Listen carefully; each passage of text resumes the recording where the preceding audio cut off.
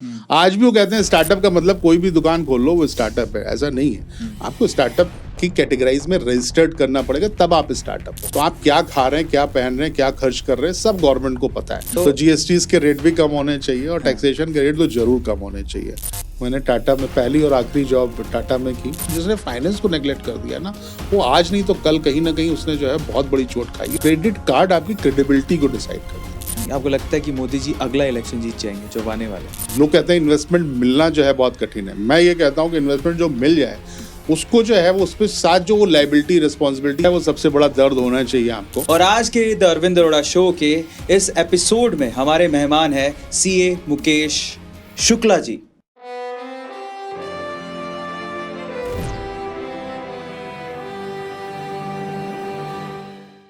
हम हमेशा से यही कहते हैं कि क्वेश्चन कभी भी कंट्रोवर्शियल नहीं होते, आंसर्स क्वेश्चंस को कंट्रोवर्शियल बनाते हैं। और आज के द अरविंद अरोड़ा शो के इस एपिसोड में हमारे मेहमान हैं सीए मुकेश शुक्ला जी, और इनसे आज हम लोग गुफ्तगू करेंगे, बहुत सारी बातें करेंगे स्टार्टअप इंडस्ट्री के बारे में और इनकी जर्नी के बारे में, और बहुत सारी चीज़ें हम इनसे जानेंगे। चलिए कॉन्वर्जेशन को शुरू करते हैं। Let's begin the Arvind Arora show next episode. Sir बहुत बहुत स्वागत है आपका। सर बड़ी इंटरेस्टिंग जर्नी है। मैं जब आपके बारे में जान रहा था, आपके बारे में स्टडी कर रहा था, तो बहुत सारे सवाल मेरे दिमाग में हैं। लेकिन उससे पहले जब हम शुरू करते हैं हमारे कॉन्सेप्ट को, तो हम हमारे जो गेस्ट होते हैं उनसे पूछते हैं कि वो किस टॉपिक के ऊपर बात करने में कंफर्टेबल है, किस टॉपिक के ऊपर बात करने में कंफर्टेबल नहीं है। तो मैं आपको ऑप्शंस दूंगा एंड यू हैव टू से येस और नो। अगर आप कंफर्टेबल है, आपको कहना है हाँ कोई दिक्कत नहीं है, हम बात कर सकते हैं, अदरवाइज नहीं। तो शुरू करें आज की कॉन्वर्जेशन को। स्टार्ट करते हैं कॉन्वर्जेशन को। पहले इंटरेस्ट जान लेते हैं और उसके बाद आज के मेहमान के बारे में पूरी डिटेल में बात करेंगे। यार मजा आ जाएगा। चलिए सर, आपको सिर्फ इतना बताना है कि क्या आप स्पेशली आज के इस पूरे सेशन में पॉलिटिक्स के ऊपर बात करना चाहेंगे? नहीं। Startup culture? बिल्कुल। मीडिया के ऊपर बात करना चाहेंगे? कर सकते हैं। स्पिरिचुअल लाइफ के ऊपर? बिल्कुल। पर्सनल लाइफ के ऊपर? कर सकते हैं। युवाओं के जो प्रॉब्लम्स हैं उनके ऊपर? उसका सोल्यूशन ही हम दे रहे हैं तो जरूर करेंगे। क्या बात। इंडियन मीडिया के ऊपर? मीडिया तो कवर ही हो गया, आपने कहा है मीडिया पे। ठीक है। आपकी पर्सनल लाइफ में मैरिड लाइफ के ऊपर? नहीं। आपके कॉलेज लाइफ के ऊपर? कर सकते हैं। आप एंटरटेनमेंट इंडस्ट्री के ऊपर बात करना चाहेंगे? जी नहीं। इंटरनेशनल पॉलिटिक्स के ऊपर? जी नहीं। हॉलीवुड तो फिर रह गया, बॉलीवुड हॉलीवुड उसमें आपका कोई इंटरेस्ट नहीं है आई थिंक? जी नहीं। इसके अलावा जो चार्टर्ड अकाउंटेंट हैं, जो उनकी सर्विसेज होती है या इंडिया में जो वो लोग कर रहे हैं उनके ऊपर? कर सकते हैं। अपने यूथ के करियर के ऊपर? बिल्कुल। ट्रैवलिंग एंड फूड के ऊपर? जरूरत नहीं है। जरूरत नहीं है। इसके अलावा फाइनली अनएम्प्लॉयमेंट या फिर अदर प्रॉब्लम्स ऑफ इंडिया, उसी का सोल्यूशन दे रहे हैं, जरूर करेंगे। ठीक है। एंड फाइनली आपकी पर्सनल लाइफ में आपकी हॉबीज, एडवेंचर एंड ऑल, उसके ऊपर? कर सकते हैं। क्या बात है। सो फाइनली सर ने बताया कि वो किसके किन टॉपिक्स के ऊपर वो कंफर्टेबल है बात करने में और किन टॉपिक्स में कंफर्टेबल नहीं है बात करने में। जिनमें इन्होंने कहा है कि हम कंफर्टेबल हैं, वो इनसे सवाल हम ज़रूर पूछेंगे, लेकिन जिनमें इन्होंने कहा है कि नहीं, हम कोशिश करेंगे कि उनका एक और दो सवाल पूछें और सर से कुछ निकालने की कोशिश करें। ये कंफर्टेबल क्यों नहीं है, ज़रा जान लेते हैं। चलिए आज की कॉन्वर्जेशन को सर शुरू करते हैं। फर्स्ट ऑफ ऑल, आपकी बड़ी इंटरेस्टिंग जर्नी है। एक चार्टर्ड अकाउंटेंट अचानक से यूथ एम्पावरमेंट में कैसे आ गया? फाइनली आपको क्यों लगता है कि इंडिया की यूथ को एम्पावरमेंट की ज़रूरत है? स्टार्टअप कल्चर को आप इतना ज़्यादा प्रमोट कर रहे हैं इंडिया में। ये आपकी जर्नी एकदम से स्वाइप कैसे हुई? आप चार्टर्ड अकाउंटेंट से यहाँ कैसे पहुँच गए?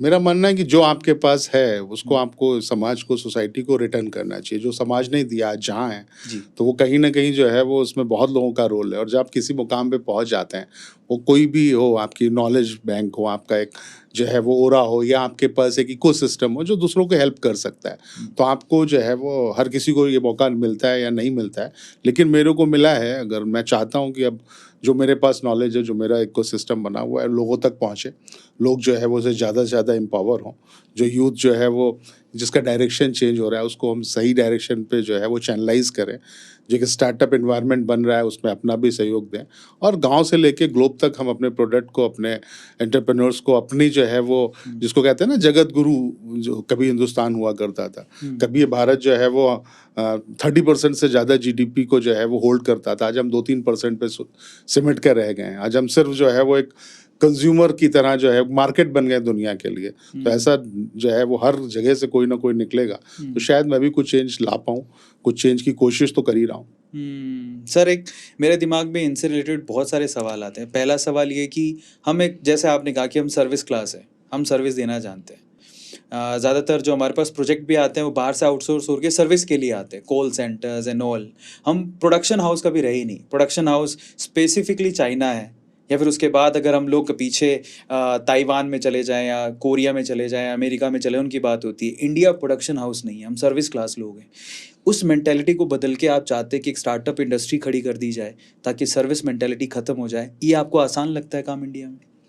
नहीं, कतई नहीं आसान है, लेकिन जब तक हम अपना माइंडसेट चेंज नहीं करेंगे, हमारे पूरा समाज जो है वो, हम आप कहीं भी देख लीजिए, अपने आसपास देख लीजिए, यूथ को देख लीजिए, अपने घर में देख लीजिए, हम सभी नौकरी की तरफ भाग रहे हैं। अगर हम सब नौकरी ही ढूंढ रहे हैं तो नौकरियां आएंगी कहाँ से? अगर समाज में, देश में एंटरप्रेन्योर्स नहीं होंगे, अगर अपनी इंडस्ट्रीज नहीं होंगे, तो हम मार्केट ही तो बनेंगे ना। हम जो है वो मल्टीनेशनल के हाथ में सिर्फ जो है वो 135 करोड़ कस्टमर नजर आते हैं। हिंदुस्तान जो है वैसा नहीं है। हर घर से जो है वो एक कारोबारी निकलना चाहिए, ये हमारा मिशन है, और हमको लगता है कि हम इसमें जरूर सक्सेस होंगे। तो बेसिकली जो हमारी गवर्नमेंट है और मोदी जी का जो सपना है हर घर स्टार्टअप वाला, उसको आप एम्पावर करना चाहते हैं? हमारी टैगलाइन ही है, ये मिशन की टैगलाइन है कि करनी है भविष्य की तैयारी, तो हर घर से एक व्यक्ति हो कारोबारी। क्या बात है। वैसे कहा जाता है कि ये जो डेकेड है 2020 से 2030 तक का, वो इंडिया में स्टार्टअप कल्चर को और बूम करेगा, लेकिन यहाँ पर बहुत सारी प्रॉब्लम्स भी हैं। स्पेसिफिकली लूपहोल्स इतने हैं कि बहुत सारे जो नए स्टार्टअप्स हैं वो सिर्फ वैल्यूएशन का गेम खेल के वैल्यूएशन बढ़ा रहे हैं, लेकिन वो सारे के सारे स्टार्टअप, ऑलमोस्ट 90% स्टार्टअप घाटे में चल रहे हैं। लोगों से बाहर से फंड उठा के वो कंपनियां रन हो रही हैं, सेल्स का आता पता नहीं है। और सबसे बड़ी प्रॉब्लम जो है ना, स्टार्टअप खुल भी जाता है, ये मेरा पर्सनल एक्सपीरियंस है, स्टार्टअप खुल भी जाता है लेकिन हमारी कस्टमर सर्विस बड़ी ख़राब है। तो ये इतने सारे मुद्दे हैं, यहाँ पर आप कैसे मदद कर सकते हो? पहले तो मैं क्लियर करूं कि केवल हम स्टार्टअप को ही सर्विसेज नहीं दे रहे हैं। हम जो है वो पूरे इकोसिस्टम को सर्विसेज दे रहे हैं। हमारे जो है वो जो एंटरप्रेन्योर इंडिया टीवी है हमारा, उसमें आप देखेंगे तो हम मैन्युफैक्चरिंग पे ज़्यादा फोकस करते हैं। हर छोटी बड़ी इंडस्ट्रीज़ को हम दिखाते हैं। हमारे पास जो है वो 50,000 से करने वाले भी जो है वो बिजनेसेस हैं, और 500 करोड़ करने वाले बिजनेसेस भी हैं, जिसमें हम एंड टू एंड सोल्यूशन देते हैं। इसके अलावा सर्विस सेक्टर पे भी हम काम करते हैं, हम फ्रेंचाइज पे भी काम करते हैं, हम सोशल एंटरप्राइजेज डेवलप करने पे जो FPOs हैं या सेल्फ हेल्प ग्रुप्स हैं या कम्युनिटीज़ हैं, क्लस्टर्स हैं, इस पर भी हेल्प करते हैं, और स्टार्टअप्स को भी हेल्प करते हैं। तो हम केवल स्टार्टअप्स पे फोकस नहीं है। केवल स्टार्टअप ही पूरी इकोनॉमी को चेंज नहीं कर सकते। जैसा आपने बताया कि बबल है, ये बिल्कुल सच है कि दिन पर दिन हम जो है वो जो भी इन्वेस्टर्स आ रहे हैं, अच्छा हुआ कि जो है वो जनवरी 2016 में जो है स्टार्टअप को लॉन्च किया गया, स्टार्टअप स्कीम को। उसके बाद लोग आए, और लोग आने के बाद जो है वो, जो हमको इन्वेस्टमेंट नहीं मिलता था क्योंकि कोई फॉर्मल बैंकिंग सिस्टम से कोई इन्वेस्टमेंट का प्रोसीजर नहीं था, क्योंकि यहाँ पे एसेट होती नहीं है, वहाँ तो एसेट को लोन मिलता है। यहाँ पे इन्वेंट्री होती नहीं है, वहाँ इन्वेंट्री को लोन मिलता है। तो एक बहुत बड़ा जो है वो नेटवर्क क्रिएट हो गया, इकोसिस्टम क्रिएट हो गया। वो एंजल इन्वेस्टर्स आ गए, वो HNIs आ गए, वो वेंचर फंड्स आ गए, बहुत सारे लोग आ गए, ग्रांट्स, गवर्नमेंट ने भी काफ़ी सपोर्ट किया, 20 करोड़ तक के लोन्स दे रही है। तो एक सिस्टम अच्छा बन गया, लेकिन उस पर एक दौड़ शुरू हो गई कि बस सिर्फ वैल्यूएशन की दौड़, सिर्फ कस्टमर एक्विजिशन की दौड़, प्रॉफिट की तरफ कोई देख ही नहीं रहा। और वो इन्वेस्टर जो है वो, एक इन्वेस्टर एक जगह से पैसा कमाता है, दूसरी जगह लगाता है। वही एक सेट ऑफ पीपल्स हैं जो सारे लोगों को ड्राइव कर रहे हैं। तो ये बबल कभी ना कभी तो फूटेगा ही, और जब ये फटेगा तो बहुत सारा, जैसा आप देख ही रहो कि पेटीएम के साथ क्या हुआ, ऐसे बहुत सारे पब्लिक इश्यूज में लोग जाते हैं कि हम पब्लिक इशू लाके और छोटे इन्वेस्टर्स को जो है वो ये रिस्क ट्रांसफर कर देंगे और वो बेवकूफ़ बनेंगे और हम निकल जाएंगे। ऐसा नहीं होगा। ये कहीं ना कहीं जो है वो मार्केट सेटल होगी, और फिर ये दौर है। और बबल जो है वो, जैसे रियल एस्टेट में कभी दौर था, लेकिन आज सेटल हो गया ना, सेटल हो गया। तो जब सेटल होगा तो फिर से ये जो है वो आगे बढ़ेगा, और तब शायद ज़्यादा बेहतर ढंग से बढ़े। तो अभी थोड़ा सा ज़रूरत है कि जो है वो, जो इन्वेस्टर हैं वो भी कॉशन रखें, जो स्टार्टअप्स हैं उनको भी ये सोचना चाहिए कि हमको क्या आप सिर्फ और सिर्फ अपनी वैल्यूएशन के लिए दौड़ना है, अपने को जो है वो पैसे लेके एग्जिट होना है, कि सच में कंट्रीब्यूशन करना है, अपने इंटरप्राइज को जो है वो आगे बढ़ाना है, तो उनको थोड़ा सा रुकना चाहिए, समझना चाहिए। इन्वेस्टमेंट लेते टाइम लोग कहते हैं इन्वेस्टमेंट मिलना जो है बहुत कठिन है, मैं ये कहता हूँ कि इन्वेस्टमेंट जो मिल जाए उसको जो है वो उस पर साथ जो वो लाइबिलिटी रिस्पॉन्सिबिलिटी आपकी, आपका जो जिसका फ्रीडम है उसको जो छीनता है ना, वो जो है वो सबसे बड़ा दर्द होना चाहिए आपको। आप बहुत जो है वो कॉशन से इन्वेस्टमेंट लें और इस इन्वेस्टमेंट के लिए जस्टिफाइड करें, थोड़ा ड्यूरेशन दें। हर जो है वो स्टार्टअप 3 साल में जो है वो यूनिकॉर्न बनना चाहता है, ऐसा नहीं है। एक बिजनेस को खड़ा करने में, उसको बढ़ाने में, उसको एक्सपेंड करने में, स्केलेबल करने में एक टाइम की भी एक जो है वो ज़रूरत है। बहुत पैसा लगा के सब कुछ नहीं किया जा सकता। अभी क्या हो रहा है कि सब पैसा लगा के सिर्फ जो है वो नंबर्स बढ़ा रहे हैं, वैल्यूएशन बढ़ा रहे हैं, ये गलत है। यार हम लोग इस चेयर के इस तरफ हैं और सवाल पूछने वालों में से मेरे को लोग कहते हैं आप जो है एंटरप्रेन्योरशिप के विकिपीडिया हैं। हाँ। ऐसा लोग कहते हैं, मैं नहीं मानता, मैं तो सीख रहा हूँ। तो आपकी आप कोई भी क्वेश्चन कहीं से भी पूछ सकते हैं, किसी भी गवर्नमेंट स्कीम के बारे में, किसी भी बिजनेस मॉडल के बारे में। लोग 2-4 बिजनेस मॉडल कहते हैं ना, हमने जो है वो 30 बिजनेस मॉडल पे, बिजनेस सेक्टर्स पे स्पेशलाइजेशन कर रखा है, उसमें 2000 इंडस्ट्रीज है। तो आप कहीं से कुछ भी पूछ सकते हैं। मैं ये नहीं कहता कि मैं जो है वो, लेकिन कोशिश जरूर करूंगा आपको सेटिस्फाइड जवाब देने के लिए। फाइनली जैसे आपने कहा कि पहले वाला दौर नहीं है, काफ़ी चीज़ें आसान हो गई हैं और उसकी पूरी नॉलेज आपके पास है, पूरा एक सिस्टम भी आप बना रहे हैं। इनफैक्ट अभी हम थोड़ी देर पहले जब बात कर रहे थे तो आपने कहा था कि हम ऐसी स्टार्टअप के पूरा चैनल बना रहे हैं जिस पर हम सारी नॉलेज देंगे। तो अगर कोई युवा अगर आपको अभी देख रहा है और उसके पास कोई प्रॉब्लम का सोल्यूशन है, वो एक स्टार्टअप करना चाहता है, तो शुरू से लेके अंत तक आप उसकी कैसे मदद करेंगे, वो आप एक बार बता दें कि वो कहाँ जाए, कैसे जाए, उसको पूरे कंप्लायंसेस या पूरी चीज़ों के बारे में कैसे आप हेल्प करेंगे, गवर्नमेंट स्कीम्स के बारे में कैसे हेल्प करेंगे, एक बार बता दें, ब्रीफ कर दें तो मज़ा आ जाएगा सर। तो जैसे मैंने बताया कि iid.org.in हमारा पोर्टल है और एंटरप्रेन्योर इंडिया लाइव हमारा जो है वो मोबाइल ऐप है।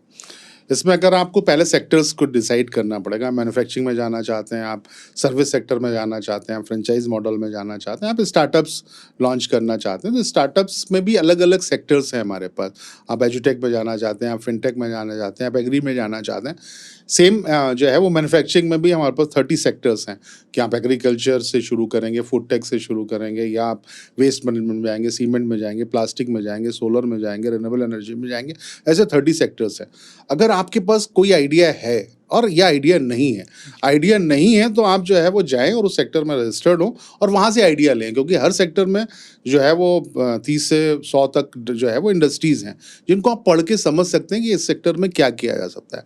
अगर आपके पास उसके बाद भी आइडिया नहीं है तो आप हमारा यूट्यूब चैनल है एंटरप्रेन्योर इंडिया टीवी, उसको आप देख सकते हैं, जहाँ पे हम 3 से 4 डॉक्यूमेंट्रीज रोज डालते हैं, हर वीक डालते हैं, जिससे कि आपको हर इंडस्ट्री का एक आइडिया मिलेगा कि क्या है।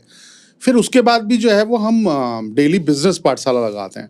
जैसे आपने कहा ना कि कैसे इस सिस्टम को शुरू करेंगे, तो बिजनेस पाठशाला एक हमारा जो है वो चैनल भी है और हम जो है वो 3 बजे से 5 बजे तक आपके क्वेश्चंस लेते हैं किसी एक्सपर्ट से। डेज बटे हुए हैं, किसी दिन आपको टैक्सेशन में बात करेंगे, कभी कंप्लाइंसेस में बात करेंगे, कभी रजिस्ट्रेशन में बात करेंगे, कभी बैंकिंग पे बात करेंगे, तो वहाँ भी आप जा सकते हैं।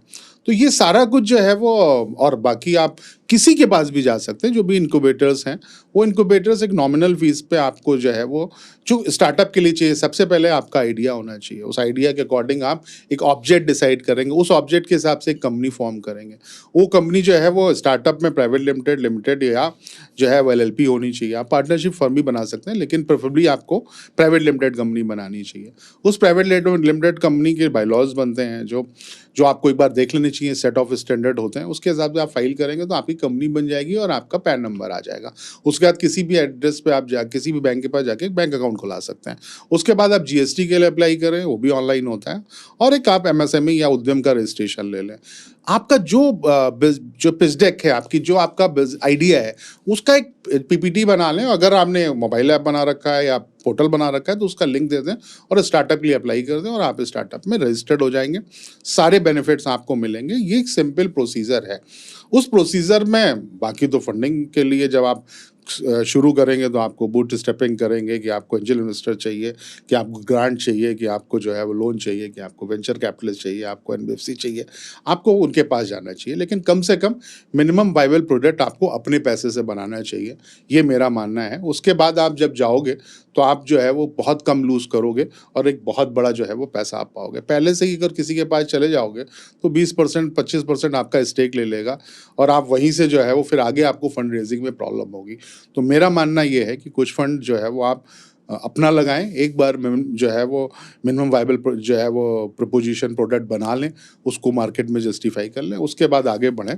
हम आपके साथ हैं और बहुत सारे लोग जो है वो हमारे जैसे और भी इसमें काम कर रहे हैं। आप किसी के पास भी जा सकते हैं। क्या बात है। सो फाइनली आपको समझ में आया होगा और धीरे धीरे आपको और भी चीज़ें जानने को मिलेंगी जैसे आप पूरा सेशन देखोगे। और जितने भी कॉन्टैक्ट डिटेल्स हैं सर से कॉन्टैक्ट करने की, किस तरह से आप इनसे टच में आ सकते हैं, बाकी चीज़ें जान सकते हैं, वो डिस्क्रिप्शन बॉक्स में हम लोग दे देंगे। सर अगले कुछ क्रिटिकल सवालों की तरफ चलते हैं। बिल्कुल। देखो अभी हम लोग बात कर रहे थे बबल बर्स्ट होने की। ये इस डेकेड में पहले 2 साल पहले तक तो काफ़ी अच्छा चल रहा था जब तक पेंडेमिक था। लेकिन पेंडेमिक ख़त्म होते ही एक सेक्टर ऐसा है जिसका बबल बस्ट होने की खबरें अब धीरे धीरे सामने आने लगी हैं, वो है एडटेक। एडटेक में अगर आप बात करें लिटरली ले ऑफ तो हर जगह ही हो रहा है, लेकिन एडटेक में बहुत ज़्यादा हो रहा है। और इंडिया में एक एडटेक जायंट है, नाम ले लेता हूँ बैजूस। उसके पीछे पीछे फॉलो करती हुई कंपनी है जो कि यूनिकॉर्न बनी है, वो अनअकैडमी है, वेदांतु हैं और भी बहुत सारी हैं। सो ये 3-4 और ऐसी खबरें अंदर की कभी भी ले ऑफ तो उनका चल ही रहा है, बबल भी बर्स्ट हो सकता है। जो दिख रहा है वो एक्चुअली है ही नहीं, प्रॉफिट्स नहीं है, सेल्स भले ही हों लेकिन सेल के पीछे जो मार्केटिंग जो एक्सपेंसेस हैं वो काफ़ी ज़्यादा हैं। कल को वो एडटेक का बबल बर्स्ट हुआ, पूरी इंडस्ट्री अंदर से हिल जाएगी। स्टार्टअप कल्चर का क्या होगा इंडिया में? हर बिजनेस से कुछ प्रिंसिपल होते हैं। पहला प्रिंसिपल होता है कस्टमर सेटिस्फेक्शन, सबसे बड़ा प्रिंसिपल। अगर आपका कस्टमर सेटिस्फाइड नहीं है तो कितना भी आप उसके चारों तरफ नेटवर्क बना लें, अल्टीमेटली एक दिन वो आपको फर्स्ट यूजर मिल जाएगा, सेकंड मिल जाएगा। आप किसी बायजू के कस्टमर के पास से जाके पूछिए, आपको फीडबैक पता चलेगा। आप कितना इन्वेस्टमेंट कर लो, बायजू या किसी की बात नहीं कर रहा हूँ, लेकिन अगर आपको लगता है कि 10 लोगों से मिलने हैं, अगर आप रिसर्च करते हो तो 10 लोगों से मिलिए जो उनके कस्टमर्स हैं। और अगर आपको लगता है कि हाँ 8 लोग सेटिस्फाइड हैं तो ठीक है, लेकिन अगर 8 लोग डिससेटिस्फाइड हैं तो एक ये बड़ा रीज़न है। इसके अलावा ये भी रीज़न है कि बहुत जल्दी, जो मैंने आपसे पहले कहा था, हर आदमी को बस बहुत जल्दी जो है वो बहुत बड़ा फंड क्रिएट करना है, बहुत जो है वो हर तरफ भाग है, लगी हुई रेस लगी हुई, पर सिस्टम अपने आप में टाइम लगता है। अगर आप एक ऑफिस भी खोलते हो, आप एक सिस्टम में आते हो कि मैं ट्यूशन के लिए ऑफिस खोलूंगा, तो उसको खुलने में, मैच्योर होने में कुछ तो टाइम लगता है। आप पैसे फेंक के सब नहीं काम कर सकते, बहुत तेजी से लोग भाग रहे हैं और सिर्फ जो है वो अपने नंबर्स बढ़ाना चाहते हैं। और क्यों बढ़ाना चाहते हैं? क्योंकि उनको फंड चाहिए, उस फंड को बर्न करना है, उनका बर्निंग रेट बढ़ गया है। ये कहीं भी आपने पहले सुना था कि कन्वेंशनल मेथड में, तो ये कहीं ना कहीं तो उसका करेक्शन होना चाहिए और ये जरूर होगा। और मेरे को लगता है कि लोग जब फेल होंगे तब वो सीखेंगे। हर चीज को टाइम देना चाहिए। आप एजुकेशन के लिए 17 साल देते हैं, बिजनेस को 17 दिन में करना शुरू करना चाहते हैं और बस 17 महीने में जो है वो यूनिकॉर्न बनना चाहते हैं। पर इसमें एक छोटी सी, सॉरी मैं इंटरप्ट कर रहा हूँ आपको, ये करेक्शन कौन करेगा? ये करेक्शन सिस्टम करेगा। ऐसे जब स्टोरीज बनेगी ना लोग, तो तब उनको समझ में आएगा। 3 ही तो फेस होते हैं ना। सबसे बड़ा फेस कौन है? स्टार्टअप। उसको फंड मिलना कम हो जाएगा। उसकी तब जब उसको समझ में आएगा कि रेस को थोड़ा सा लगाम देनी चाहिए, ये तरीके ठीक नहीं है। इन्वेस्टर जो है वो अभी, क्योंकि सब तरह से फंड बढ़ रहे हैं, रेट बढ़ रहे हैं, जो है वो अपना पैसा कमा रहा है। जिस दिन उसने 4 जगह से पैसा कमाना बंद किया, वैसे वो थोड़ा सा कौशल लेगा ना। और तीसरा पब्लिक। तो गवर्नमेंट इसमें, गवर्नमेंट का कोई रोल नहीं है। गवर्नमेंट बिजनेस नहीं करती ना, बिजनेस कराती है। वो तो कहती है आपके लिए जो है वो मिशन बनाती है और एक इकोसिस्टम, सपोर्ट सिस्टम क्रिएट करती है। गवर्नमेंट का काम बिजनेस करना नहीं है और बिजनेस अपने आप से ऐसे ही मैच्योर होता है। लेकिन सर अगर किसी यूनिकॉर्न सो कॉल्ड यूनिकॉर्न की भी डेफिनेशन मैं आपसे जानना चाहूँगा, थोड़ी देर में उसके बारे में बात करेंगे। पर ये जो सो कॉल्ड यूनिकॉर्न है, अगर वो शाहरुख खान को अपना फेस बना ले, इंटरनेशनल लेवल पे मेसी को अपना फेस बना ले, जनता को क्या पता या इन्वेस्टर्स को क्या पता? वो तो देख रहे शाहरुख खान प्रमोट कर रहा है या फिर ये अपना मेसी प्रमोट कर रहा है, लगाओ फंड, तो वो तो खर्चा कर रहे हैं। उनका तो काम एकदम फेस वैल्यू पे ही जा रहा है सब पैसा। उनको नहीं पता अंदर से प्रॉफिट कितना है या फिर क्या सेल मचा रहे हैं लोग। ये बंद तो होगा ही नहीं कभी। पैसा आएगा, बर्न करेंगे, सेलिब्रिटी को खड़ा करेंगे। क्या ये आपको नहीं लगता कि सेलिब्रिटी को भी समझना चाहिए कि मैं किसको, सिर्फ पैसा देख के हर कोई आ रहा है, प्रमोट कर रहा है और अंदर से सब चीज़ें खोखली हैं, सर्विसेज हैं ही नहीं, रुकने वाला है ही नहीं है। नहीं, कहीं ना कहीं गवर्नमेंट को ये सोचना चाहिए। यहाँ पे तो मैं आपकी बात से सहमत हूँ कि बहुत बड़े बड़े लोग जो है वो सेलिब्रिटी जो आके और किसी प्रोडक्ट को इंडोर्स कर देते हैं और लोग बेवकूफ़ बन जाते हैं। यहाँ पे कहीं ना कहीं उस प्रोडक्ट के पीछे उनको जाना चाहिए, सेलिब्रिटीज़ को भी और गवर्नमेंट को भी जो है वो ये रिस्ट्रिक्शंस लगाने चाहिए कि अगर आप किसी को प्रमोट कर रहे हो तो आपके पास कोई बेसिस होना चाहिए। सिर्फ आप इसलिए प्रमोट कर रहे हैं कि आपका फेस दुनिया जानती है और आपका फेस आ जाएगा तो लोग बेवकूफ़ बन जाएंगे। इस पर भी कभी ना कभी रिस्ट्रिक्शन आना चाहिए। मैं आपसे तीखे सवाल इसलिए पूछ रहा हूँ क्योंकि सर नीचे के जो लोग हैं ना, बेसिकली देखो, आईटीन्स की बात अलग है, उनका माइंडसेट अलग होता है, वो एक प्रॉब्लम पे काम करते हैं। लेकिन ज़्यादा लोकल कॉलेज के बच्चे हैं, उनमें से ज़्यादातर बच्चों के यही है कि देखो फंडिंग उठाई, कहाँ पहुँच गया। वो बात ये सोचते नहीं है कि प्रॉब्लम और प्रॉब्लम के सॉल्यूशन और इसमें बहुत सारा प्रोसेस होता है, उस प्रोसेस को प्यार नहीं है उनको। फंडिंग उठाओ फटाफट से, कोई भी रद्दी आइडिया लेकर आओ, फंडिंग उठाओ, फिर पैसा लूट के भाग जाओ। देखो, मैं हमेशा जो है वो पॉजिटिव बात करता हूँ। किसी को देख के कोई सीखना तो शुरू किया ना, एटलीस्ट आगे पढ़ना तो शुरू किए। तो मेरा मानना है कि अगर ये अच्छी बात भी है कि लोग किसी को देख के, यूनिकॉर्न्स को देख के, बहुत सारे लोग 100 लोग तैयारी करेंगे तो 10 लोग आगे बढ़ेंगे, 10 में 2 लोग सक्सेस भी पाएंगे। तो ये अच्छा है, बढ़ना चाहिए। पर as a customer point of view सोचिए कि आप अगर कस्टमर हो तो आप किसी की शक्ल देख के क्यों खरीदते हो? पहले प्रोडक्ट उससे पूछो ना, जो यूजर है उस यूजर से कंफर्मेशन लो। आजकल ट्रायल वर्जन आते हैं, बहुत सारी चीजें आती है। आप 10 लोगों से पूछोगे तो आपको पता चल जाएगा ये प्रोडक्ट नहीं है।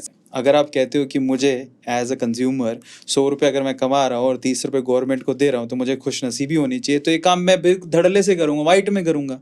आप एज अ सीए अच्छे से जानते हैं कि किस तरह से इंटरनली, आपको बहुत अच्छे से पता है कि किस तरह से इंटरनली सब लोग नीचे से लेके ऊपर तक टैक्स बचाते हैं। गवर्नमेंट को कोई टैक्स देना नहीं चाहता और आप, इसमें कोई छुपी छुपाई बात है नहीं, ठीक है, भले ही आप ऑन कैमरा बोलें चाहे नहीं बोलें। और अब आप इस चीज़ को महसूस करिए सर, इतने लोग टैक्स देने में बचते हैं, तो आपको ये नहीं लगता कि कहीं ना कहीं सिस्टम खराब है? उसको अगर हम लोग करेक्ट करें तो ज़्यादा से ज़्यादा लोग टैक्स के या टैक्स गवर्नमेंट को पैसा देने में जुड़ेंगे। ये सवाल है सर, बहुत गहरा सवाल है। इंटरनली चाहे आप कुछ भी बोलें, कितने भी गहरे सवाल करिए, लेकिन मेरे पास हर चीज़ का जवाब है। जी बताइए। जो भी सिस्टम है, आप देखिए ना कितना चेंज हो गया है। जी, हम ये नहीं कह रहे कि 2 नंबर की इकोनॉमी खत्म हो गई, वो अपनी जगह चल रही है, पैरेलल चल रही, कम चल रही, ज़्यादा चल रही। लेकिन 1 नंबर की इकोनॉमी स्ट्रांग हो रही है। कैसे हो रही है? पहले क्या होता था कि आप जो है वो जो ट्रांजेक्शन होता था आपका, वो ज़्यादातर कैश में होता था। आज देखिए ना, डिजिटल पेमेंट में हम दुनिया में नंबर 1 है। एक छोटा सा जो ठेले वाला भी वो डिजिटल पेमेंट करता है, वो हर पेमेंट रिकॉर्ड हो रहा है, हर पेमेंट 1 नंबर में हो रहा है। जीएसटी आ जाने के बाद कोई भी ऐसा, आपको कहीं भी जाइए, आप माइक खरीदने भी जाए ना, तो पहले लोग कहते थे आप क्या बिल लेंगे, अब कोई पूछता ही नहीं है, हर आदमी बिल देता है, क्योंकि उसको आगे से इनपुट मिल रहा है और उसको पता है कि ये काम नहीं हो सकता। अब मैं ये मुद्दा क्यों उठा रहा हूँ, जरा उस पर आते हैं। आपने बिल्कुल सही कहा, लेकिन हम फिर वही सर्विस क्लास मेंटेलिटी के साथ ही इसमें आगे बढ़ रहे हैं सर। समझिए आप कि सबको दिखता है 140 करोड़ की जनता है, 141 करोड़ की जनता है, बेचो, खूब लेंगे, इनको घर तक दे दो, समझ रहे हो? तो उसके लिए यहाँ पर डिलीवरी वाले आ गए, खाने के लिए भी डिलीवरी वाले, आप कोई सामान पकड़ना है वो डिलीवरी वाले, हर तरह की डिलीवरी खुल गई। अगेन सामान यहाँ से लो, घर पे दे दो, क्योंकि इंडिया एक कंज्यूमर कंट्री है, हम सिर्फ उपभोक्ता हैं। What about manufacturing? जब सामान आप मंगाते हो तो मेड इन चाइना लिखा होता है। हम मैन्युफैक्चरिंग में बहुत पीछे हैं सर, आप ये बात अच्छे से जानते हो। और उसके पीछे का रीज़न एक्चुअली कहीं ना कहीं ये यूनिकॉर्न, ये फेक वैल्यूएशन, सिर्फ यही बेस्ड होना स्टार्टअप का कहीं ना कहीं ये भी जिम्मेदार है, जो कल्चर है वो जिम्मेदार है कहीं ना कहीं। तो जब हम सामान मंगाते हैं सर, वही मेड इन चाइना का सामान आ रहा है, मेड इन कोरिया का सामान आ रहा है, हमारा मेड इन इंडिया का सामान कहाँ है सर? मैन्युफैक्चरिंग पे आपको नहीं लगता कि ज़्यादा फोकस होना चाहिए? आप दोनों चीज़ों को क्लब कर रहे हो। मेरा मानना ये है कि मैन्युफैक्चरिंग सेक्टर अपने आप में, बिल्कुल आप कह रहे हो, सही कह रहे हो। हम जो है वो, आप घड़ी नहीं पहने, मैं भी नहीं पहना हूँ, लेकिन मेरे को जो है वो फॉरेन की बड़ी एक अच्छी ब्रांड की घड़ी दिखाना मेरा शौक है ना। जरूरत नहीं है, हमारा शौक है। ब्रांडेड कपड़े पहनना हमारा शौक है, अच्छी बातें करना हमारी आदत बन गई है, पर खुद में चेंज नहीं करना चाहते। दो प्रोडक्ट है, अगर आप 135 करोड़ लोग हैं ना, आप सिर्फ जो है वो दीपावली में जो है वो एक लाइट और पटाखे चाइनीज नहीं खरीदते और अपने आप को कहते हैं मैं बहुत हूँ, मैं बैठा हुआ हूँ साहब, जो है वो तीनों कैमरे मेरे को दिख रहे हैं चाइनीज ही। तो हो सकता है इसका कोई अल्टरनेट हो सकता है गाड़ियों के अल्टरनेट हैं, पर हो सकता है कि प्रोडक्ट के अल्टरनेट हो। पहले तो नॉलेज ही नहीं है, आपको आधे ब्रांड जो है वो एमएनसीज हैं, लोगों को पता ही नहीं है कि हिंदुस्तानी ब्रांड इसका क्या, और अगर इक्वल भी आ रहा है, और मैं कह रहा हूँ कि 19 भी आ रहा है, अगर 19 भी आ रहा है, अगर आप देशभक्त हो, देश को आगे बढ़ते हुए देखना चाहते हो, तो आपको यूज करना चाहिए स्वदेशी, आपको अपना प्रोडक्ट यूज करना चाहिए। ये नॉलेज कहाँ से आएगी? बैठ के हम किसी को दोष दे लें, आप भी दे रहे हो, मैं भी देता हूँ, मैं भी, मेरे पास भी जो है वो एप्पल का वो है फोन है, मेरे पास भी जो है मैं कोशिश करता हूँ, मैं जैसे गाड़ी भी चलता हूँ तो टाटा पे चलता हूँ, क्योंकि मैं बात करता हूँ तो मैं दिल से बात करता हूँ कि मेरे पास जो है वो ब्रांड को अगर आप कोई बात करते हो तो उसको इंडोर्स भी करना चाहिए। पर ये पब्लिक में आने की जरूरत है। हम सब ब्रांड के पीछे भाग रहे हैं। अभी बच्चों का आपने कहा ना, इनसे पूछिए ना, इस इंफीरियर ब्रांड, मतलब वो जब वो ब्रांड ही पहनेंगे तभी इनको लगेगा कपड़ा पहना हुआ है। अगर कोई इंफीरियर ब्रांड इन्होंने इससे बड़ा ब्रांड देख लिया तो ये अपने को, अरे आप खादी पहनिए, आप जो है वो चीजों को वो यूज करिए जो होममेड्स हैं और अच्छे हैं। ऐसा नहीं कि अच्छे नहीं है। ये बड़ी बड़ी कंपनियां आती हैं, बड़ा बड़ा फंड लगाती हैं, जो आपने कहा ना, बड़े बड़े विज्ञापन देती हैं और हमको लगता है यही सब कुछ है। तो हम गलत है ना। अगर हम गलत हैं और दोष जो है वो सरकार को देंगे, दोष कहेंगे कि सब चाइना आगे निकला जा रहा है, चाइना का प्रोडक्ट मंगाता कौन है? हम आप कस्टम सस्ता चाहते हैं ना, हम आप जो है वो मतलब ब्रांडेड चाहते हैं ना, इसलिए अगर हमको पता है ये कंपनी चाइनीज है, ये कंपनी कहीं की भी है, हमारे देश की नहीं है। आज बड़े से बड़े स्टार्टअप में फंड लगा हुआ है, बाहर का लगा हुआ है, वो आप कंज्यूमर बने हुए हैं और आपसे पैसा कमा के बाहर लेके जा रहे हैं। जिस अमेजोन की बात आप करते हैं, किसी से बात करके देख लीजिए, जितने लोग सुन रहे हैं, देख रहे हैं, समझ रहे हैं कि अमेजोन से ना खरीदो, जाके जो है वो अपने जो है वो नाम नहीं लगा, अपनी दुकान, मतलब अपनी दुकान से खरीदो, या बहुत सारे अपने जो है वो स्टोर्स है, आपको थोड़ा सर्च करना है। हर कंपनी की वेबसाइट होती है, क्योंकि अमेजोन सुबह से शाम तक दिखता है, घर की दुकान, अपनी दुकान, ऐड हम अमेजोन पे जाते हैं, खरीद लेते हैं। उस वेबसाइट को जाते ही नहीं है, उसका प्रोडक्ट ढूंढिए, उसी की वेबसाइट से जाके खरीदिए ना, शायद आपको डिस्काउंट भी ज्यादा मिलेगी और आपको रिलायबल प्रोडक्ट भी मिलेगा। लेकिन हम जो है वो दूसरे की गलती देने के लिए बैठे हुए हैं। अपने में झांको तो आपको लगेगा कि आप ही दुनिया बदल सकते हैं। नहीं, पर सर यहाँ पे भी आप बात बिल्कुल सही कह रहे हैं, लेकिन ये सिर्फ ब्रांड तक नहीं है। आप छोटी भी चीज़ मंगाओगे ना, तो वो भी इंडिया में मैन्युफैक्चर नहीं होती है। बहुत छोटी छोटी चीज़ें में चाइना से आती हैं। क्या करेगा आज? नहीं, मैन्युफैक्चरिंग, मेक इन इंडिया में बहुत सारा कुछ हो रहा है। मोदी जी ने आज जो है वो ये कोशिश की है कि जो भी प्रोडक्ट्स बन रहे हैं, जैसे मैं एप्पल की बात कर रहा था कि वो यहाँ मैन्युफैक्चरिंग अब होने लगी है, असेंबलिंग होने लगी। एक दिन में दुनिया नहीं बदल जाएगी, धीरे धीरे। जो प्रोडक्ट अवेलेबल ही नहीं है, हमने जैसे आपके कैमरे की बात की, जो है अवेलेबल ही नहीं है, उसके लिए डिपेंडेंसी है ना। पर जो अवेलेबल है उसमें पहले माइंडसेट तो चेंज करो ना। जो सामने दिख रहा है ना, उसको तो चेंज करो। पर आप जो है वो उसी मॉल में जाओगे जहाँ फॉरेन ब्रांड्स दिख रहे हैं, आप वही प्रोडक्ट खरीदो कि शायद आपको दुनिया को दिखाना है। हम उस सोशल मीडिया में जी रहे हैं जहाँ पे लोगों ने अपने को जो है वो सिर्फ रील बनाने और रील को देखने में लगा रखा है। तो कहाँ से आप जो है वो आप एक्सपेक्ट करते हो उस यूथ से कि वो ये समझेगी और ये जानेगी कि ये हमारे देश को क्या जरूरत है? पहले ये समझो ना कि अगर हमारा जो है वो ट्विटर होना चाहिए, हमारा जो है वो फेसबुक होना चाहिए, हमारा यूट्यूब होना चाहिए। आज उस दुनिया के लिए आप मार्केट और प्रोडक्ट बना रहे हो, आप कंटेंट बना के दे रहे हो, आप दिन भर कंटेंट बनाते हो, हम आप भी बना रहे हैं। तो अगर यही कंटेंट हम दुनिया को दे रहे हैं तो हम तो मतलब वो उसी का फायदा उठा रहे हैं। आज जो एड और सोशल मीडिया में आपके 10,000 का बजट था, वो अब लाख में भी पहुंच जाए तो भी आप दिखते नहीं हो। तो हो कहाँ, जा किधर रहे हम?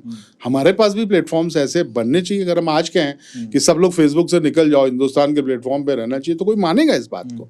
लेकिन अगर 135 करोड़ तक ये बात पहुंच जाए और एक दिन में चेंज हो जाए, तो सारे कोई दुनिया की, हमको किसी की प्लेटफॉर्म की जरूरत नहीं है। हम खुद अपने आप में प्लेटफॉर्म है। हम खुद आप जो है ना कि हम जो है वो इतनी बड़ी कंज्यूमर जो है वो एक स्ट्रेंथ है कि दुनिया हमारी तरफ देखिए, हमारे से दुनिया चल रही है। पर हम जो है वो दुनिया की तरफ देख रहे हैं, हम ब्रांड की तरफ देख रहे हैं।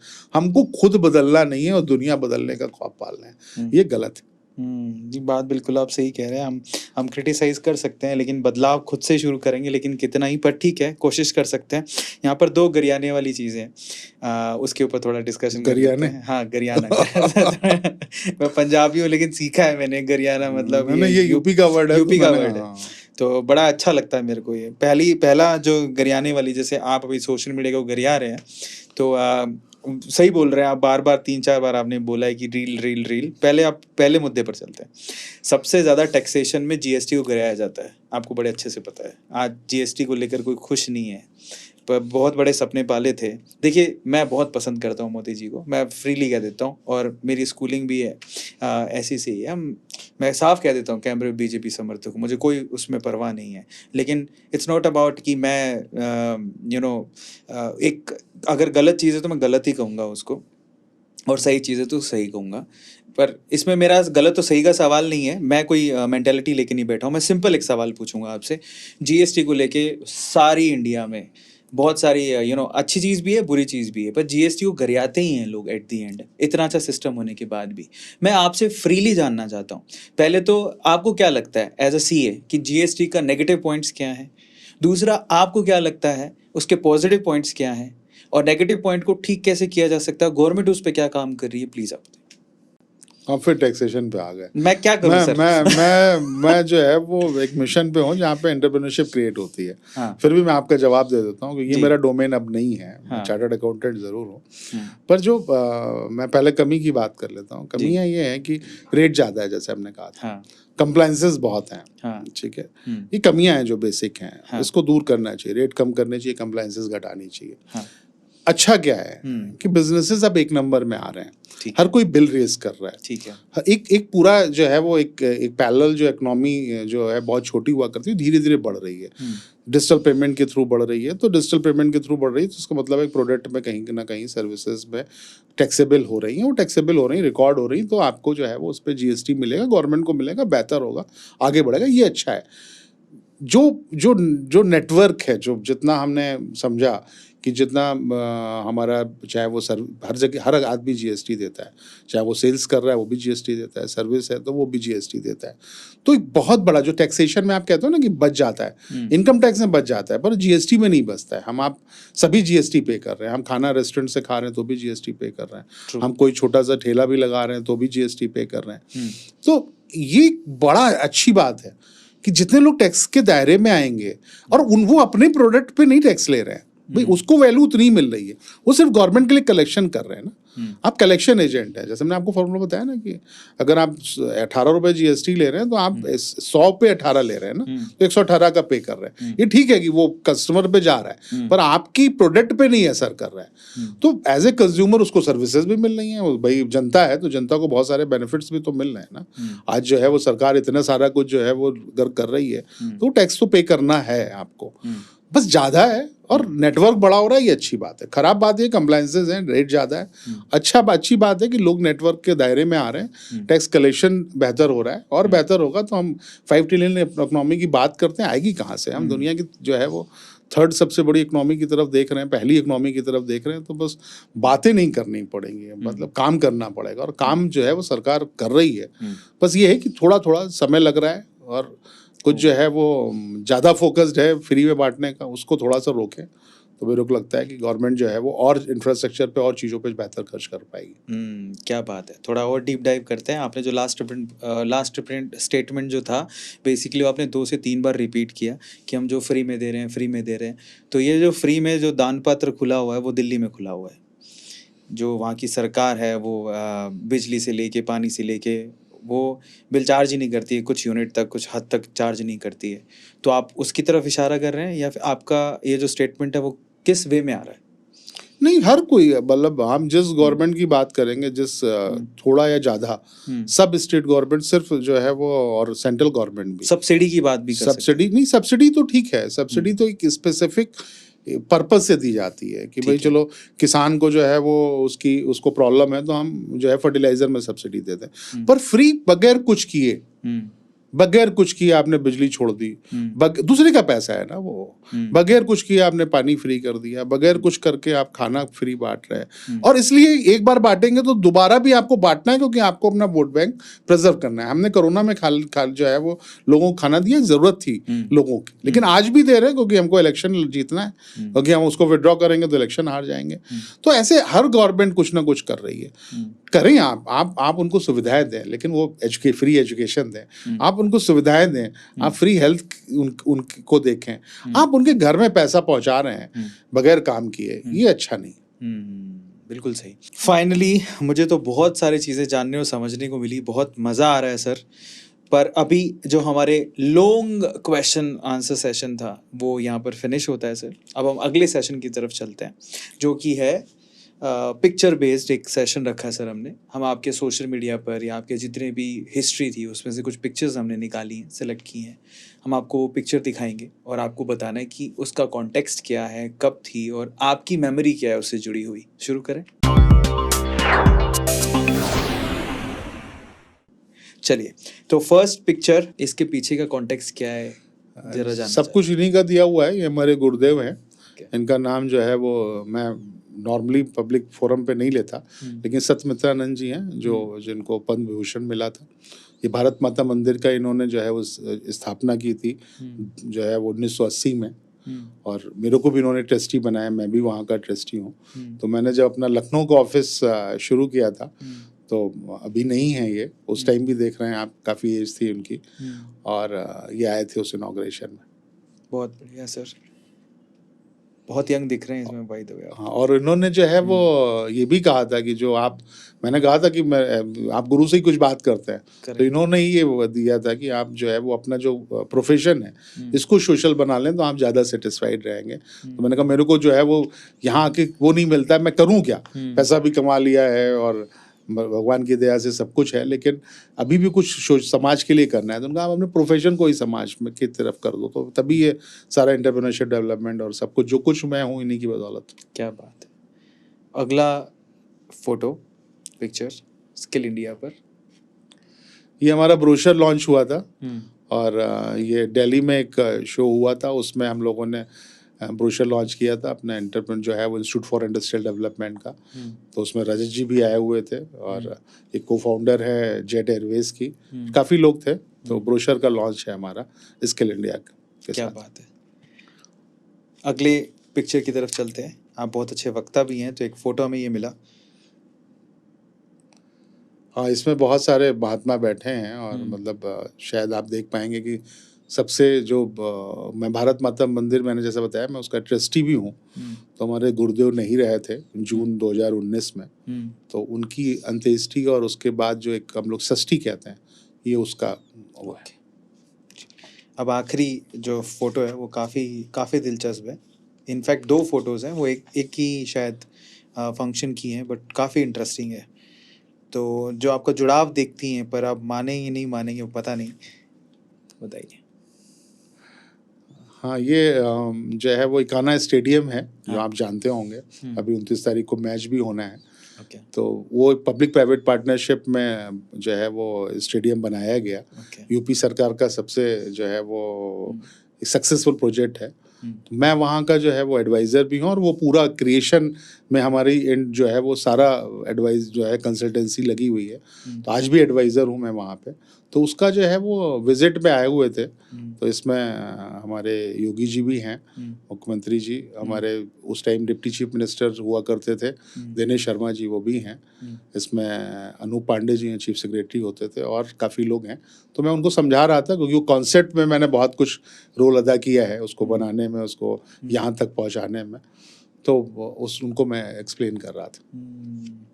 तो जब आप एक्सप्लेन कर रहे थे, तो मतलब वो तो आपने अभी सच्चाई बताई है, पर क्या कहीं मन की गहराइयों में राजनीति में जाने का तो नहीं विचार पल रहा आपके?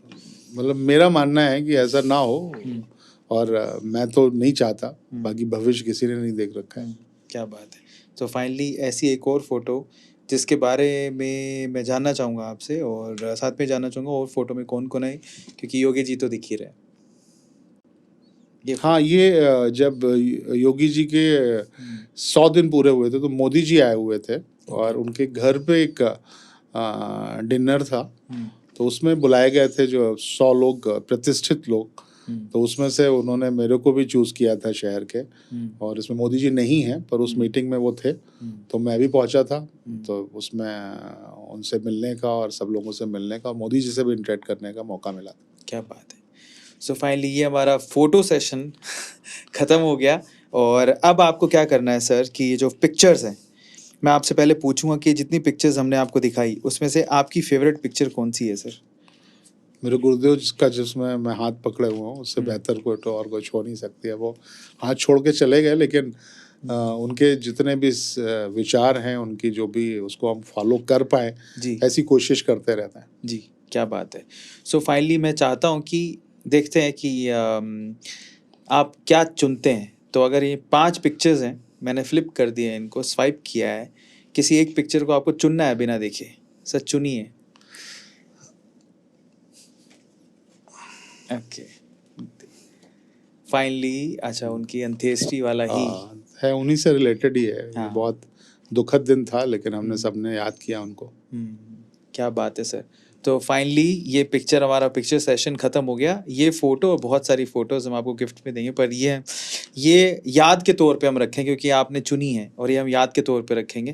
थोड़ी देर में आपका इसके ऊपर ऑटोग्राफ भी लेंगे। अब हमारे अगले सेशन की तरफ चलते हैं, जो हमारा आखिरी सेशन है, और वो है रैपिड फायर राउंड। तो अब आपसे, अभी तक आपने इत्मीनान से आंसर दिए जितने सवाल थे, अब हम आपसे क्विक आंसर चाहते हैं। जितना स्पीडली आप आंसर देंगे उतना ही ये मजा ध्यान आएगा। रखेंगे वो पॉइंट्स नहीं लाएंगे जो हमने आपको रिस्ट्रिक्ट किए थे। ठीक है सर। या ठीक पास है। भी कर सकते हैं। पास भी कर सकते हैं सर, मना कर सकते हैं। ठीक। वैसे भी हम बार बार बोलते हैं। क्या होता है सर कि हुआ क्या, हमारी जितने भी मैंने इंटरव्यू किए हैं, हम इसलिए पहली लाइन आपने गौर से नहीं सुनी, अगर सुनी है तो दोबारा बताते हैं सर कि क्वेश्चन कभी कंट्रोवर्शियल नहीं होते हैं, आंसर उस क्वेश्चन को कंट्रोवर्शियल बनाते हैं। सही बात। तो बेसिकली आप प्रश्न जो है उसकी कला मोदी जी में बड़ी अच्छी है। वो बहुत अच्छे से क्वेश्चन को हैंडल करते हैं। मुझे लगता है आप भी कर सकते हैं, अगर सोचें तो आसानी से क्वेश्चन को निकाला पूरी जा सकता है। कोशिश करेंगे जी। तो क्योंकि हर क्वेश्चन के बहुत सारे आंसर होते हैं, तो आप समझ ही गए क्या करना है। ठीक है सर। पहला सवाल, और मैं आपसे कुछ अच्छे अच्छे सवाल पूछूंगा, दोनों वे से पूछूंगा, एंटरप्रेन्योरशिप पे भी पूछूंगा और पॉलिटिक्स पे भी पूछूंगा। आपकी मर्जी है सर, आप जवाब दीजिएगा ना जी, वो आप पे है। पहला सवाल रखते हैं और आपको बहुत ही शॉर्ट में आंसर देना है। फर्स्ट क्वेश्चन है, आप के बारे में आपका क्या विचार है? मैं सीख रहा हूँ, स्टूडेंट हूँ, और किसी मंजिल तक पहुंचना है, बस उसी की तलाश में हूँ। सही पकड़े आप, मतलब आम आदमी पार्टी पूछ रहे थे हम। ठीक है, आपने किस वे में समझा पता नहीं, पर अच्छा जवाब दिया आपने। दूसरे सवाल तो आप समझ ही गए होंगे कि कैसे पास ऑन करना है आपको। अगला सवाल, एंटरप्रेन्योरशिप, एक शब्द, एक ही लाइन में आपको बताना है कि आपको इतनी महत्वपूर्ण क्यों लगती है? सेल्फ मेड से बढ़ के कोई चीज नहीं है। अगर आप सेल्फ मेड हैं, और वो एंटरप्रेन्योरशिप ही देती है। अगला सवाल, will Modi ji win the upcoming election? आपको लगता है कि मोदी जी अगला इलेक्शन जीत जाएंगे जो आने वाला है? अभी तो कोई कंपटीशन नजर नहीं आता, जीतना चाहिए। अगला सवाल, राम मंदिर के ऊपर आपके क्या विचार है? राम जो है वो हमारी आस्था का प्रतीक है, और जो है वो राम मंदिर बन रहा है, भव्य बनना चाहिए, और हमने भी उसमें कुछ सहयोग किया है, सबको सहयोग करना चाहिए। क्या बात है।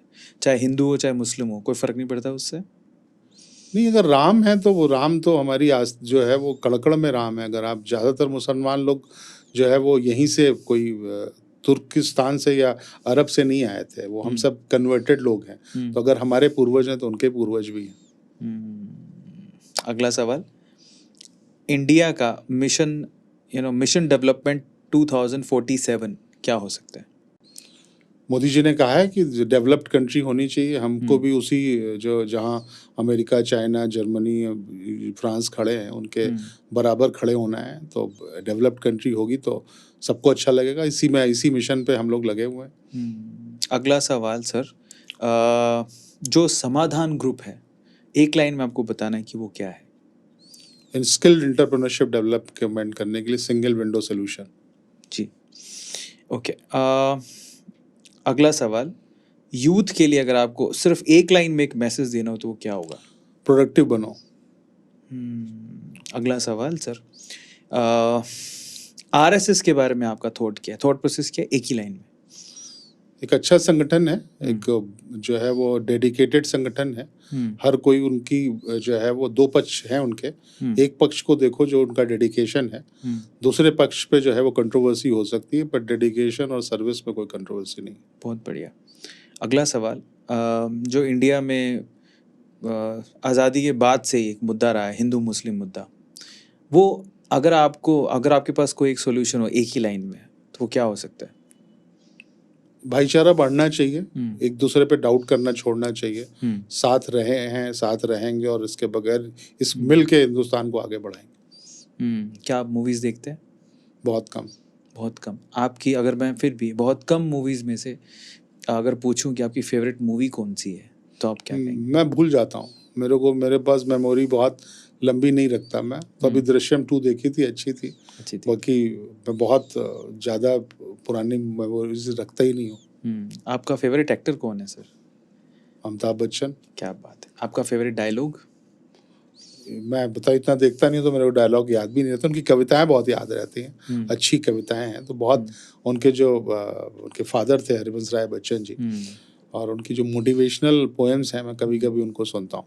अच्छा, आपका खुद का तकिया कलाम क्या है? जैसे आप बैठे हो तो आपसे कोई बात कर रहा है, तो एक शब्द जो आपसे रिपीटेडली निकलता है, वो क्या है? वो आप ही समझोगे, इतनी देर बात की है, मेरे को तो याद नहीं आ रहा।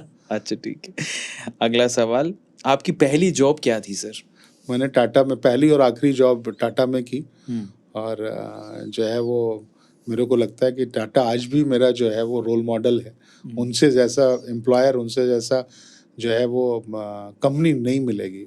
नाम बड़े हो सकते हैं, बैलेंस शीट बड़ी हो सकती है, पर उतना बड़ा जो है वो दिल किसी का नहीं हो सकता जो टाटा ने इस देश के लिए किया है। तो मेरे रोल मॉडल तो हमेशा जो है वो टाटा, और टाटा को जो लीड करेंगे वही रहेंगे। बहुत बढ़िया। तो रैपिड फायर राउंड चल रहा है, दूसरा सवाल लेते हैं। ऐसी कौन सी चीज़ है जिस पे आपको जनरली गुस्सा आ जाता है? बहुत गुस्सा आ जाता है बीच में। कोशिश कर रहा हूँ, बहुत ऐसी बातों पे आता नहीं आना चाहिए, पर अक्सर आ जाता है। मैं उस पर काम कर रहा हूँ। मोस्ट कॉमन चीज़ क्या है कि जैसे इरिटेट हो जाता है? कभी भी किसी चीज़ पे भी, मतलब ये अच्छा नहीं है पर है। ओके, आपके काम में आपको सबसे ज़्यादा कौन सी चीज़ मोटिवेट करती है? दूसरों की हेल्प करना सबसे ज़्यादा मोटिवेट करती है। कि अगर जब कोई इंडस्ट्री लगाता है और फ़ोन करता है तो फिर मज़ा आ जाता है, लगता है जीवन का पर्पस सफल हो गया। क्या बात है। आपका रोल मॉडल कौन है? मेरे गुरुदेव। आप हीरो किसे मानते हैं अपनी लाइफ का? अपनी मदर को। आपको सबसे ज़्यादा रहना कहाँ पसंद है, लखनऊ में या दिल्ली में? अपने घर के अंदर। घर के अंदर, घर लखनऊ में। आपका सबसे बड़ा डर क्या है? डरता हूँ मैं, मतलब सबसे ज़्यादा फेलोर से, लेकिन वो कहीं ना कहीं सीखता हूँ उससे। लगता है कि ये जो मिशन है नहीं कामयाब हुआ तो वो क्वेश्चन मार्क रहता है, वो डर है एक, क्योंकि नई चीज़ कर रहे हैं, ऐसा पहले कभी नहीं हुआ जो मैं कर रहा हूँ। बेंगलोर पहली बार आए हैं आप? नहीं, 7वीं 8वीं बार। 7 8 बार आए हैं। तो बेंगलोर की सबसे अच्छी चीज़ क्या लगती है आपको? मौसम। और सबसे बुरी चीज़? ट्रैफिक। हाँ मोस्ट कॉमन आंसर है। क्या बात है। नेक्स्ट क्वेश्चन, अगर किसी स्ट्रेंजर, जब भी किसी ऐसे, मतलब जिसको आप जानते ही नहीं है, ऐसी कोई मेमोरी कि उससे मिले और वो आज तक आपकी याद ताज़ा है उसे मिलने की, ऐसा क्या हुआ? मैं बहुत ऐसा कोई मिला नहीं मेरे को ऐसा नहीं याद है। ओके। अगला, आप अपनी स्पाउस यानी कि अपनी वाइफ से कहाँ और कब मिले थे? बस अरेंज मैरिज है तो शादी से पहले मिले थे और आज तक हाँ साथ में। Arrange marriage. ओके। आपका फेवरेट फूड क्या है जो आप कभी भी खा लेते हैं? मैं फूडी हूँ, तो सही मौके पे कुछ भी मिल जाए बहुत अच्छे से खाता हूँ। क्या बात है, लखनऊ वाले वैसे फूडी होते हैं। अगला सवाल, एक ऐसा शब्द जिसको सुनना ही आपको पसंद नहीं है, वो शब्द सुनना ही नहीं चाहते आप? झूठ। अगला सवाल, आप बड़े कहाँ हुए, पैदाइश कहाँ की है और बड़े कहाँ हुए आप? सीतापुर हमारा जो है वो होम टाउन था, वहाँ बड़े हुए, मतलब पैदा हुए, और बड़े जो उसको कहते हैं ग्रेजुएशन करने लखनऊ आए, तो आज भी जो है वो लखनऊ के होके रह गए। एक ऐसी चीज़ जो आप आज भी मिस करते, एक ऐसी अपॉर्चुनिटी कि काश उस मैंने ग्रैब कर ली होती तो मैं आज कहीं और ही होता? नहीं, मैं ऐसा कुछ भी मिस नहीं करता। मैं जहाँ हूँ अच्छा हूँ और जहाँ जाऊँगा वो भी अच्छा रहेगा, ये बस ख्वाब है और ये सफल होगा। एक ऐसा मोमेंट जब आपकी आंखों से आंसू आ गए थे, वो बहुत खुशी के बार आंसू भी हो जब सकते बहुत सारी चीज़ें जो है वो जब बात करते हैं परिवार के साथ, दिल खोल के बात करते हैं, तो वो परिवार ही है जिसके सामने कभी-कभी रोना भी होता है और हँसना भी होता है। हैं। सबसे खुशी का पल आपकी जिंदगी में कब आया था, जो बहुत खुश थे, जो सब पूरी दुनिया ही भूल गए? ऐसा पल जो है वो आना बाकी है अभी। आहा। हाँ, ऐसा आएगा एक दिन, अभी तो नहीं आया। हम्म। एक्साइटमेंट ज़रूर होता है, फिर काम पे लग जाते हैं। आपके जीवन का ध्येय क्या है? बस एक ऐसा इकोसिस्टम बनाना जहाँ पे एंटरप्रेन्योर कोई भी नया फर्स्ट जनरेशन का बनना चाहे उसको सारी सपोर्ट मिले। ऐसा अकेला आदमी कुछ नहीं कर सकता। देखिए ऐसा इकोसिस्टम डेवलप करके जाऊँ कि कुछ भी अगर एंटरप्रेन्योरशिप से रिलेटेड आए तो कहीं ना कहीं मेरा नाम आए। मोदी जी को एज अ लीडर आप 10 में से कितने नंबर देना चाहेंगे? 8। 2 नंबर किस बात के काटे आपने? एरोगेंसी के, इतना हाँ? एरोगेंट नहीं होना चाहिए। ओके, ये बात आपको कैसे फील हुई? उनके बिहेवियर से समझ में आती है। अच्छा, मिले हैं? बहुत उनके आसपास के लोगों से मिला हूँ ओके, और मतलब उनसे ही मिला हूँ, ओके। लेकिन वो उतना साबित करना के लिए एक 5 मिनट की या 2 मिनट की मुलाकात में नहीं होता, लेकिन मैं काफ़ी लोगों को जानता हूँ जो उनके आसपास। मोदी जी की सबसे प्लस पॉइंट क्या है, पॉजिटिव? लीडर हैं वो, लीडर, सच्चे लीडर हैं। वो जितना मोटिवेट कर सकते हैं, जो वो कर रहे हैं एक मिशन की तरह कर रहे हैं, और मिशन पे जो है वो लोगों को लाने के लिए हो सकता है ये एरोगेंसी ज़रूरी हो, लेकिन वो हर जो चीज़ें सपना पालते हैं वो कर दिखाया। कभी सोचा था कि 370 होगा, कभी किसी ने सोचा था कि जो है वो राम मंदिर बनेगा, कभी किसी ने सोचा था कि हम जो है वो स्वच्छता की तरफ सोचेंगे, कभी सोचा था कि जो है वो नोटबंदी होगी, कभी सोचा था कि जीएसटी इतना हावी होगी। तो जो भी किया उन्होंने दिल से खुल के और अच्छे ढंग से किया। तो ये लीडरशिप। तो फिर तो एरोगेंसी बनती है। हाँ, मतलब अगर आपने पूछा ना कि 2 नंबर क्यों कम दिए, तो परफेक्ट तो कोई भी नहीं होता। वो भी परफेक्ट, मेरी नज़र में जो है वो कुछ मार्क्स कम रह गए, लेकिन हो सकता है किसी की नज़र में वो परफेक्ट हो, किसी की नज़र में बुरे हों। तो मतलब आप मानते हैं कि मोदी जी ने 56 इंच वाले सीने का काम कर दिखाया एज ए लीडर? बिल्कुल। क्या बात है। आपको सबसे ज्यादा इन्फ्लुएंस किसने किया है? मेरे गुरुदेव ने। आपकी जिंदगी का सबसे बेहतरीन दिन कौन सा था? जिस दिन शादी हुई मेरी। आहा, वाह वाह वाह। बेहतरीन तो वही है क्योंकि मेरी जो वाइफ है वो मतलब मैं पूरी तरीके से मेरा ध्यान रखती हैं और मैं बहुत कुछ सपोर्टिव है, तो मेरे लिए तो सबसे बेहतरीन दिन वही है। क्या बात है, क्या बात है। अगले सवाल पर चलते हैं। आपने पैसे कमाए बहुत कि क्या कभी ऐसा हुआ है आपकी जिंदगी में कि आपने पैसे जीते हो? नहीं, कभी नहीं। कभी नहीं। मैं कभी जो है वो इस टाइप के किसी उससे दूर रहा हूँ, और मैं जीतने और उस पर विश्वास नहीं करता। क्या आप किस्मत पे विश्वास रखते हैं? हाँ, किस्मत है पर बहुत बड़ा रोल नहीं है।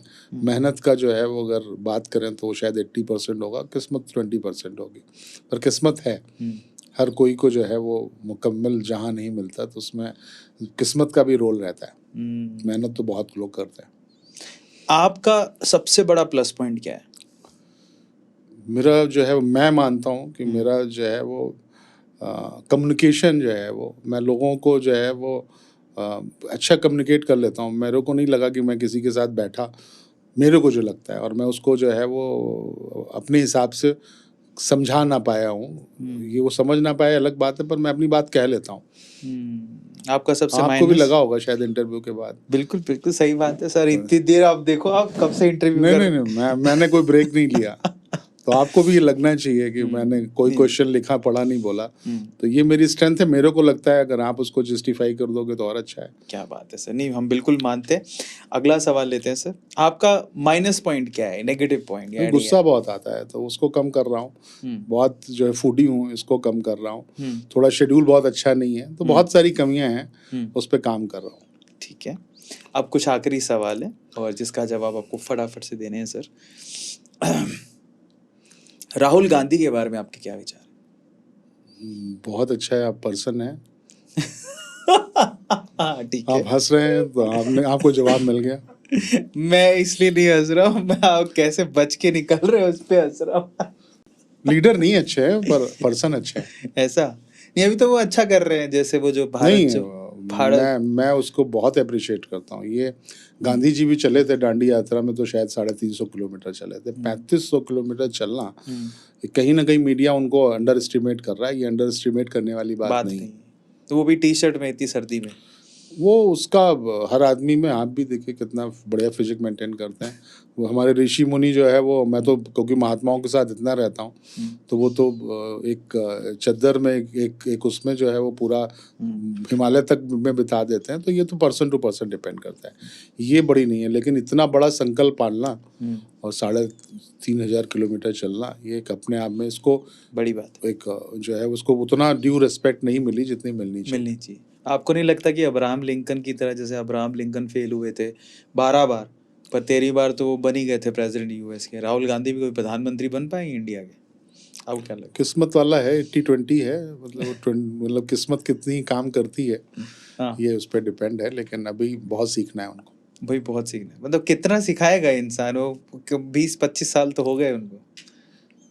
देखिए उतने बुरे नहीं है जितना मीडिया दिखाता है। ये आप ये मान लीजिए, अगर आप जरा सा भी समझदार हैं तो उतनी बुरी बातें भी नहीं करते जितना तोड़ मरोड़ के जो है वो एक जो है वो सोशल मीडिया इंडस्ट्री से पेश किया जाता है।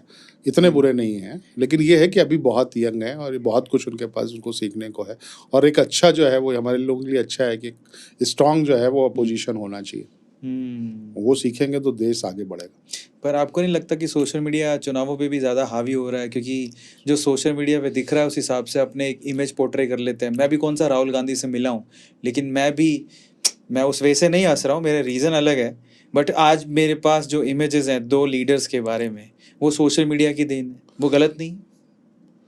आपको समझ होनी चाहिए, सोशल मीडिया और मीडिया की हर इंफॉर्मेशन कैसे आपको लेनी है, ये आपकी समझ पे डिपेंड करता है। सोशल मीडिया क्या समझाने के लिए लगा है, ये तो आप भी जानते हो। अगर ये समझ आप में नहीं है, या न्यूज़ क्या दिखा रही है ये समझ में नहीं है, यही जनरल पब्लिक में और इंटेलेक्चुअल में फ़र्क है। अगर आप इंटेलेक्चुअल हैं, और दुनिया में बहुत लोग इस बात को समझ रहे हैं। योगी जी के बारे में आपके क्या विचार हैं? क्योंकि मोदी जी अब, हाँ, हो सकता है कि तो अभी जो इलेक्शन है 2023 का वो जीत जाएं, बन जाएंगे 5 साल और, पर अभी धीरे धीरे भगवान करे उनकी सेहत बनी रहे, वो लंबे समय तक चलें। पर एक वक्त आता है, वाजपेयी जी का एक वक्त आया था, उन्होंने छोड़ा। आडवाणी जी का वक्त आया, उन्होंने छोड़ा। मोदी जी का वक्त आएगा, वो खुद ही कहेंगे रिटायरमेंट लेना है, जब तक समाज सेवा करनी। उसके बाद आपको क्या लगता है कि बीजेपी की तरफ से या फिर संघ की तरफ से अगला प्रधानमंत्री का कैंडिडेट कौन होगा? मैं भविष्यवक्ता तो हूँ नहीं, लेकिन योगी जी अच्छे लीडर हैं। बहुत कुछ वो चेंज लाए हैं, खासकर लॉ एंड ऑर्डर बहुत बेहतर किया है उन्होंने। तो भविष्य के हाथ में ही छोड़ दें हम, लेकिन वो अच्छे लीडर हैं। आपने बहुत सारी फोटो भी मेरी उनके साथ दिखाई, इसलिए मैं जो है उस बारे में क्या कमेंट करूं, लेकिन वो अच्छे लीडर हैं। नहीं, पर जैसे आपने मोदी जी के लिए कहा कि वो पहले 5 मिनट में, या जो भी आपने सुनी कि वो एरोगेंट लगते हैं, ऐसे योगी जी के बारे में भी वहाँ की जनता कहती है, क्योंकि वो मिलने का समय नहीं देते, बहुत इंतज़ार करवाते हैं, जहाँ तक हमने सुना है। और बहुत ही डिफरेंसेस हैं जो मुख्यमंत्री और उप मुख्यमंत्री हैं, क्योंकि उप मुख्यमंत्री जैसे चुनकर आए हैं उनमें बहुत डिफरेंसेस हैं। और लॉ एंड ऑर्डर और जो भी लॉ लागू होता है यूपी के अंदर, उनमें भी काफ़ी ज़्यादा डिफरेंसेस और मनमानी करते हैं। तो मैं यूपी से आता हूँ और आप बेंगलोर में बैठे हैं, आप फ़र्क महसूस कर लेंगे अगर आप यूपी जाएंगे। बहुत इजीली अवेलेबल है वो भी सबकी सुनते हैं, हाँ। और अपने ढंग से डिसीजन लेते हैं। तो बहुत फ़र्क है। आप ऐसे मैं नहीं जानता ऐसे 50 लोगों को जो मोदी जी से मिले हैं, पर ऐसे मैं 500 लोगों से ज़्यादा लोगों को जानता हूँ जो योगी जी से ईजिली से मिले हैं। नहीं, मैं मानता हूँ बिल्कुल। एक चीज़ तो मैं यहाँ, देखिए, हम चाहे बेंगलुरु में बैठे हों, लेकिन आप इतना तो समझ ही गए होंगे कि मैं इस चेयर पे बैठा हूँ तो पूरी जानकारी लेके बैठा हूँ। और ये चीज़ मैं बिल्कुल एक्सेप्ट करता हूँ कि जो लॉ एंड ऑर्डर ठीक किया है यूपी में, वो कमाल है। योगी जी के अलावा कोई नहीं कर सकता था। फिर भी यूपी संभालना अलग बात है, और पूरे इंडिया की गद्दी को संभालना अलग बात है। आपको लगता है कि उतने सक्षम है वो? भविष्य किसी ने नहीं देखा है, लेकिन जब मौका आएगा तो वो अच्छा परफॉर्म करेंगे, ये मानना है। क्या बात है। बहुत बढ़िया बढ़िया सवाल लिए हमने। अब हम एक आखिरी राउंड की तरफ चलते हैं, क्योंकि इनको नॉलेज बहुत है, तो हम एक और राउंड आपके साथ करते हैं। बड़ा मज़ा आ रहा है। ये आखिरी राउंड है। मैं शब्द बोलूँगा कुछ, और वो शब्द सुनते ही आपके दिमाग में सबसे पहला रिएक्शन क्या आता है वो आपको बताना है। जैसे एग्जाम्पल देते हैं, एग्जाम्पल में खेलते हैं तो आपको ज़्यादा आसानी से समझ में आएगा। जैसे अभी मैं तुरंत बोल दूँ कि जलेबी, तो ऑब्वियसली आपके मुंह में पानी आएगा। तो that is a reaction from your body और योर माइंड। वो बॉडी का रिएक्शन भी माइंड के ऊपर से ही आया है। तो मैं शब्द बोलूँगा, आपका जो भी रिएक्शन आपको तुरंत बताना है कि सुनते ही आपके दिमाग में क्या है। शुरू करें? बिल्कुल। ये काफ़ी इंटरेस्टिंग है। पहला सवाल लेते हैं sir. First question, Indian media, fake, Indian youth, channelised, to be channelised, Indian politics, required opposition, strong opposition, Mahatma Gandhi, ultimate leader, Bhagat Singh, ultimate the role model of youth, Indira Gandhi, iron lady, Lal Bahadur Shastri, a dynamic personality, Rahul Gandhi, a good person, Manmohan Singh, a good advisor or finance person, Modi ji, Narendra Modi, a perfect leader, Yogi Adityanath, a administrator, a strong administrator. Arvind Kejriwal. No comment. वाह sir, एक question तो छोड़ दीजिए, इस पर comment ना करूं। मजेदार, ठीक है। तो बस समझ आता है ना आदमी, जब आप हर एक सवाल में अच्छे अच्छे आपने शब्द बोले, तो इसे समझ आता है ना आदमी कि आप क्या इमेज लेके घूम रहे हो। इतनी अहमियत देने की जरूरत नहीं है। ऐसा मजेदार, ठीक है। हमें हमारा वो कट मिल गया, नो कमेंट, यही डायरेक्ट, है ना। आप आखिरी सवाल की तरफ चलते हैं, मतलब यही है। अब हम लास्ट वन वर्ड की तरफ चलते हैं। सीएम मुकेश शुक्ला की वाइफ, परफेक्ट। आपके गुरुजी, सब कुछ। CM Mukesh Shukla, student, Mukesh Shukla as a person,